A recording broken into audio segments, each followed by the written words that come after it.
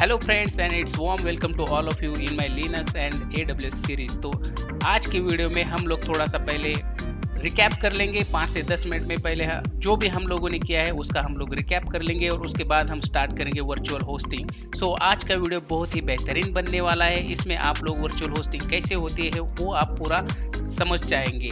So video को अंत तक ज़रूर देखिए। तो पिछले कुछ वीडियोस में हम लोगों ने यहाँ पे एक क्लोन बनाया था। इस मशीन का क्लोन बना के मैंने यहाँ पे एक मशीन बनाई थी और इस मशीन के अंदर हम लोगों ने इसकी बेस रिपोर्ट्स को भी हम लोगों ने क्लियर करके लिया था। उसके ऊपर हम लोगों ने HTTPD एक पैकेज इंस्टॉल किया था और HTTPD के हेल्प से हम लोगों ने एक लोकली वहाँ पे एक वेबसाइट होस्ट करके ली थी। और तो अभी तक हम लोगों ने इसके ऊपर एक HTTPD का पैकेज इंस्टॉल करके लिया था। तो मैं वो फटाफट कर लेता हूँ। DNF install HTTPD OpenY।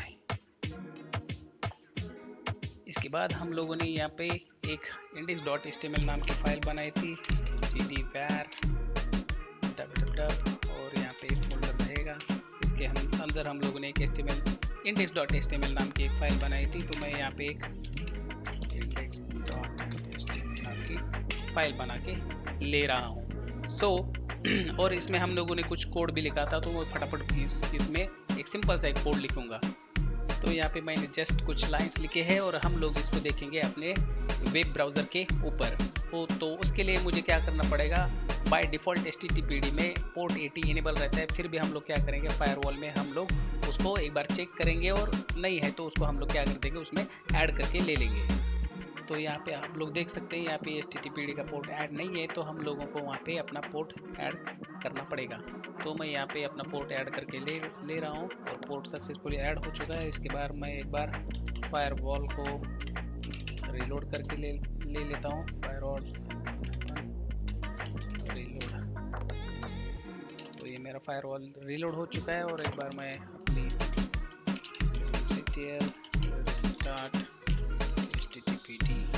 तो सर्विस को भी मैंने यहाँ से रिस्टार्ट करके ले लिया है। तो अभी हम चलते हैं अपने ब्राउज़र की तरफ। तो मैं अपने ब्राउज़र की तरफ आ चुका हूँ और मैं यहाँ पे लिखता हूँ 192.168.0.20। तो ये मेरा यहाँ पे आ चुका है। मैं थोड़ा इसको जूम कर लेता हूँ। ये देखिए वही है जो हम लोगों ने index.html फाइल में हम लोगों ने वहाँ पे लिखा था। अभी मैं इसी index.html फाइल को और एडिट करूँगा और मेरी जो पोर्टफोलियो की जो वेबसाइट है उसका मैं वहाँ पे कोड डाल दूँगा और हम लोग वहीं से एक बार फिर से अपने ब्राउज़र पे आके चेक कर लेंगे। तो मैं आ चुका हूँ यहाँ पे। अभी यहाँ पे मैं index.html की जो फाइल है इस फाइल को मैं यहाँ से हटा देता हूँ।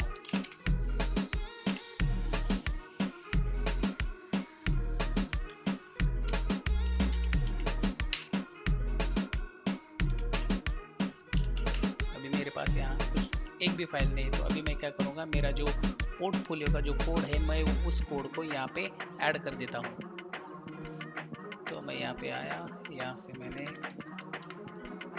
एंटर प्रेस कर दिया। अभी मैं यहाँ वैर फोल्डर के अंदर हूँ, वैर में हूँ मैं www और यहाँ पे index.html के यहाँ पे और मैं जाता हूँ अभी मेरी पोर्टफोलियो की तरफ।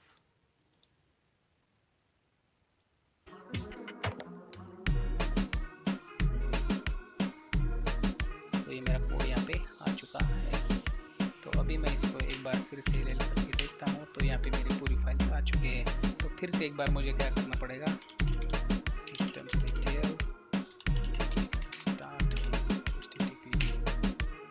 तो फिर से मैंने एक बार इसको रिस्टार्ट करके ले लिया है। अब मैं इस पेज को एक बार रिफ्रेश करके ले लेता हूँ।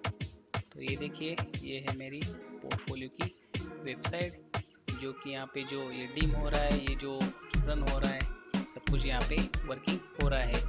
ये हुई अपनी एक सिंपल वेबसाइट होस्टिंग। तो अभी हम जाएंगे वर्चुअल होस्टिंग की तरफ। वर्चुअल वेब होस्टिंग को मैंने 4 पार्ट्स में डिवाइड किया है। वर्चुअल वेब होस्टिंग को मैंने 4 पार्ट में डिवाइड करके लिया है। वर्चुअल वेब होस्टिंग इसको मैंने 4 पार्ट्स में डिवाइड कर लिया है। तो फर्स्ट पार्ट ए में अपनी मशीन की डिपेंडेंसीज, डिपेंडेंसीज। तो मशीन डिपेंडेंसी में हम लोग यहाँ पे मशीन को एक स्टैटिक आईपी दे देंगे।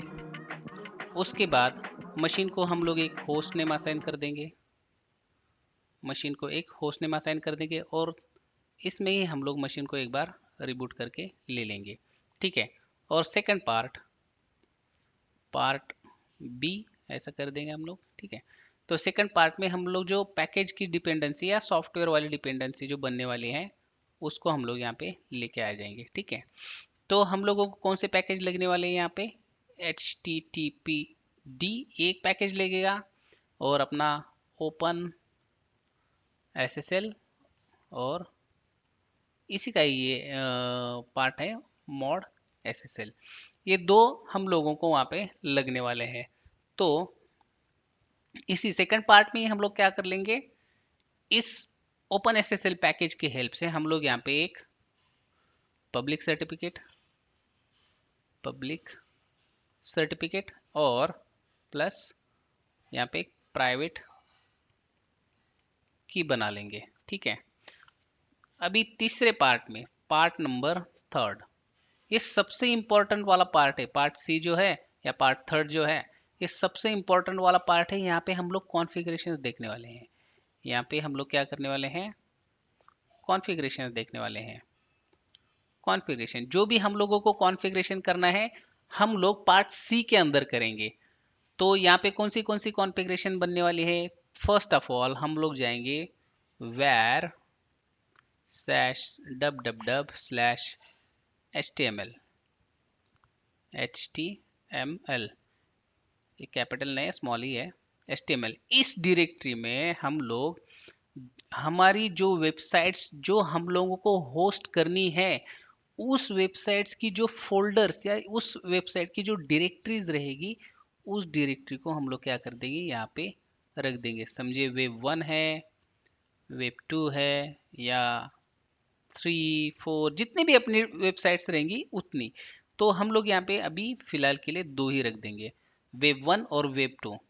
और ये रखने के बाद में हम लोग क्या करेंगे, यहाँ पे आएंगे कहाँ, ये स्लैश जो अपनी होम डायरेक्टरी है जहाँ पे हम लोग रहेंगे वहाँ, तो वहाँ पे हम लोग क्या कर लेंगे, ये जो पब्लिक और प्राइवेट वाला जो सर्टिफिकेट जो बना के हम लोगों ने रखा है उसको हम लोग कॉपी कर लेंगे। कहाँ पे कॉपी करके रखेंगे, इसको हम लोग कॉपी करेंगे /etc/pki/tls और यहाँ पे डायरेक्टरीज रहती है, एक सर्ट्स नाम की रहेगी जिसमें सर्टिफिकेट जाएगा, इसमें सर्टिफिकेट जाएगा और सेम ही पाथ में एक प्राइवेट बोल के एक डायरेक्टरी रहेगी जहाँ पे अपनी की जाएगी, ठीक है।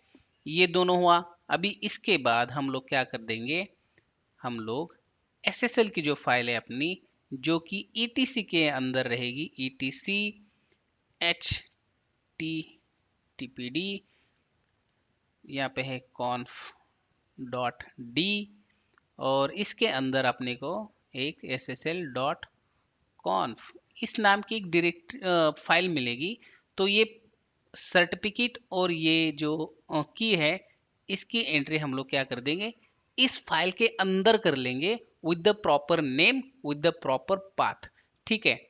और इसके बाद इसी पार्ट में पार्ट सी में जो कॉन्फ़िगरेशन वाला पार्ट है तो इसी पार्ट में हम लोग और एक काम करेंगे, उसी के अंदर ETC के अंदर ETC httpd/conf.t और यहाँ पे एक फाइल बना के ले लेंगे। उस फाइल का नाम हम लोग रख देंगे httpd.conf। उस फाइल का नाम क्या रखेंगे हम लोग, इस फाइल का नाम रखेंगे httpd.conf और ये वही फाइल है जो वर्चुअल वेब होस्टिंग में सबसे इंपॉर्टेंट वाली फाइल बनेगी, सबसे इंपॉर्टेंट वाली ये फाइल बनेगी। इसमें क्या रहेगा, एक हमारा सिंपल एक कोड रहेगा, कोड यानी कि अपने लिनक्स वाले ही रहेगा। एज सच इसमें कुछ ऐसा कोई प्रोग्रामिंग लैंग्वेज इन्वॉल्व नहीं है।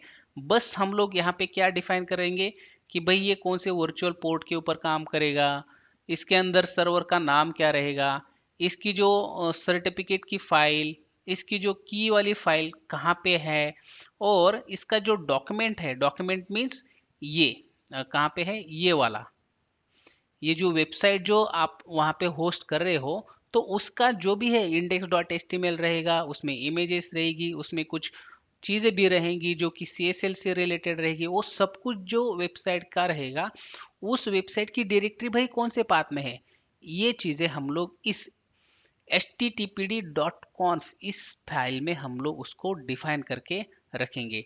ये हुए अपने पार्ट 3, यानी कि part 1, part B, part C. और जो आखिरी में एक पार्ट रहेगा,